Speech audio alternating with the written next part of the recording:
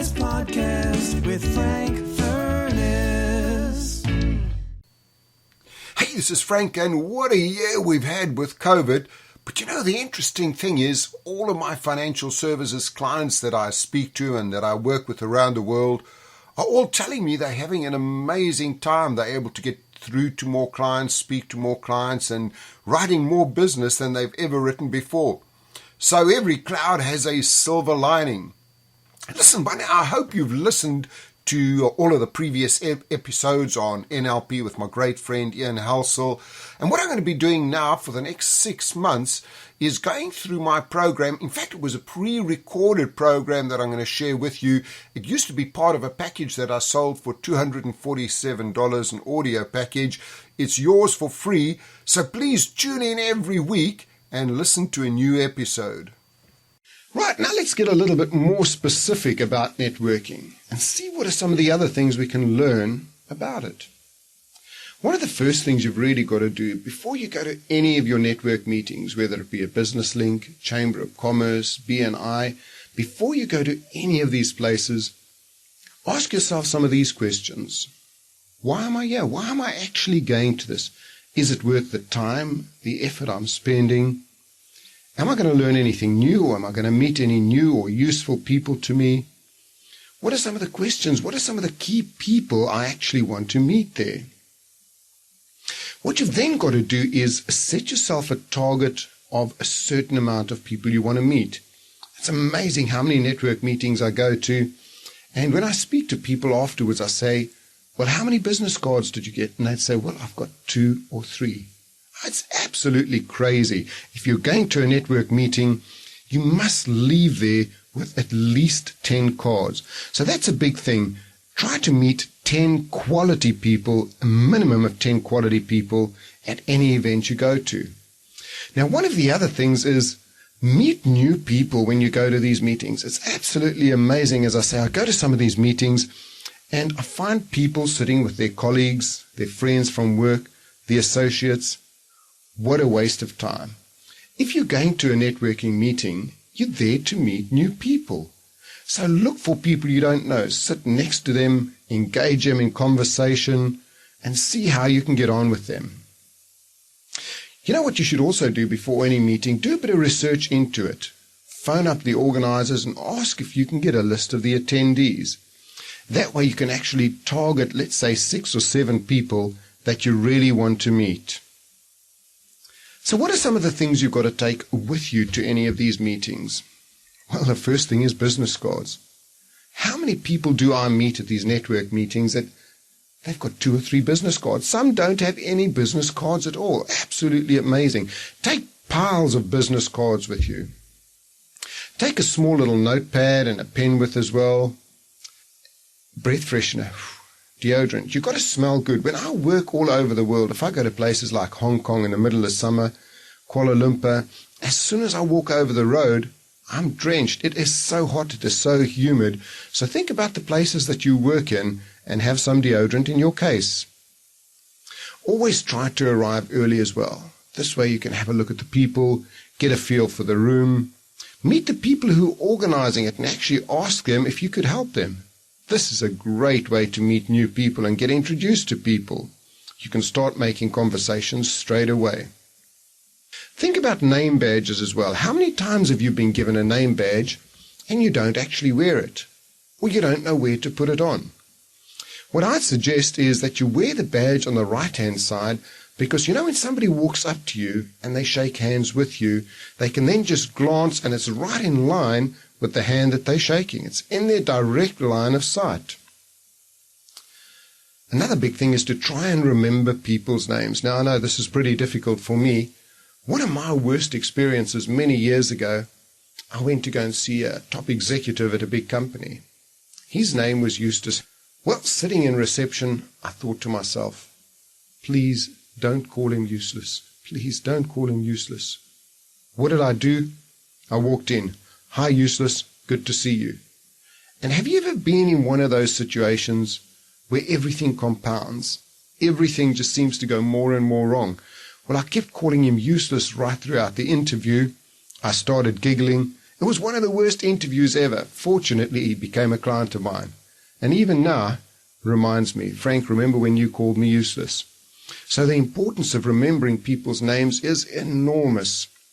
The Americans have got a great thing that they do. If they come and they meet you for the first time, they'd say, "Hi, Joe, good to see you, Joe. So where are you from, Joe?" And they would keep repeating your name. Often when I work in Asia or the Middle East, people are from different cultures and they have some really difficult names. I remember when I was in Singapore, they had things like Yongz, and those were very difficult, so I'd ask them to actually pronounce it, spell it out for me, and then I'd repeat it a few times so that I would get it right. People really appreciate you when you remember their names.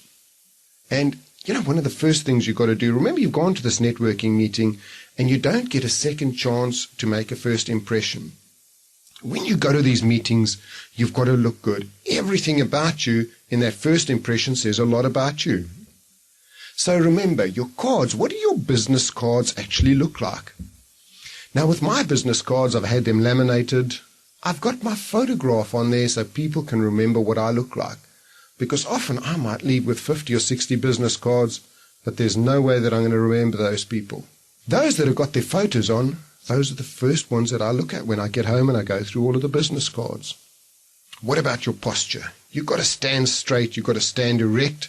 You've got to be confident at all of these meetings. The words you use, the eye contact. How important is that eye contact? And having a nice smile is going to endear you to anyone that you meet for the first time. Now, you've really got to be committed when going to these networking meetings. The difference between a mediocre networker who occasionally produces results and experiences sporadic satisfaction and gratification, the difference between them and the real master networker is the amount of commitment they've got. Networking is the most cost-effective marketing tool for growing your business, and it helps you to reach an endless stream of all kinds of influential contacts. Networking is really choosing interdependence over isolation, and for you to realize the power of cooperation over competition. It links all kinds of people and information to one another, and that's for the mutual benefit of everyone involved. Sometimes networking has got a bad reputation, and the only reason for this is because a lot of people are going there and using it for self-interest only. They're going there saying, what can I get out of this? What can I sell these people immediately? The most successful networkers that I know go with the attitude of, how can I help others that I meet in this meeting? How can we work together? Rather than, what can I sell them immediately? These successful networkers know the power of grace and respect. They've developed a personal power, and they know how to connect with people and share their power. You've got that personal power, and your networking ability is unlimited. So use that. Always give first, and you will receive in return. Now, I remember speaking in Gloucester towards the end of last year, and one of the things I was speaking about in my talk was getting up to date with technology. And I started speaking about using digital voice recorders. Well, somebody jumped up in the front row and they said, I've got one, I sell them. They're absolutely fantastic. And as soon as I finished my talk, he came up and introduced himself to me. And he is one of the associates for a very popular digital voice recorder. Well, I set up a meeting, although I had one. He convinced me to set up a meeting and meet with him. And after spending some time with him, I bought the most expensive digital recorder in the range. I also bought some voice recognition software, and I bought some training time from Neil. Well, all of this has resulted in huge savings in time for myself, but I believe in that product so much that every talk I do now, I speak about this digital recorder and the voice recognition and how it's helped me. And I've passed on endless leads to Neil. But you know what? It always comes back in return. I'm getting conferences, I'm getting all kinds of other things because Neil in turn is referring me to many of his top clients. Okay, you're a successful financial advisor, but I want you to think about now, how many networking meetings do you actually go to each week? There are so many.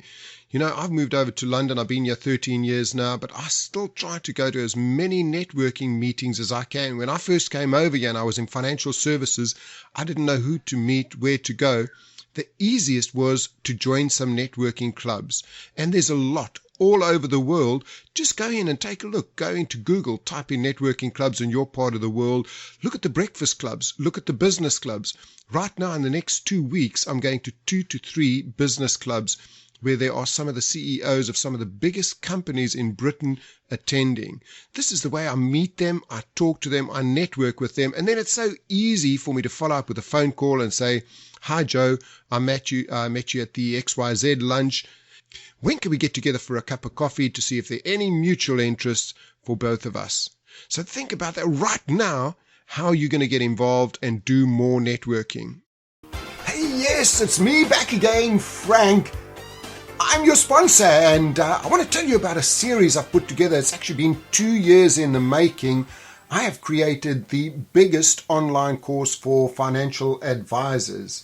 If you go and take a look at www.salesstrategiesforadvisors.com, salesstrategiesforadvisors.com, please go and take a look at our sales page there. You'll see the course has 281 videos, 106 audios, 12 ebooks, and 7 sets of scripts. And I promise you will make 10 times your investment at least in this course. There are so many ideas, every kind of strategy you can think of, new things added all the time. And for actually listening to the podcast, you can actually get 50% off the course. Please don't tell anyone about it. But if you go in to the checkout where it says coupon code, all you do is type in 50OFF, 50 off, and you will immediately get a 50% off the course on the one-off payment. Or, of course, you can opt to pay $29 a month. So, hey, this is Frank. I look forward to seeing you the other side and enjoying my online course.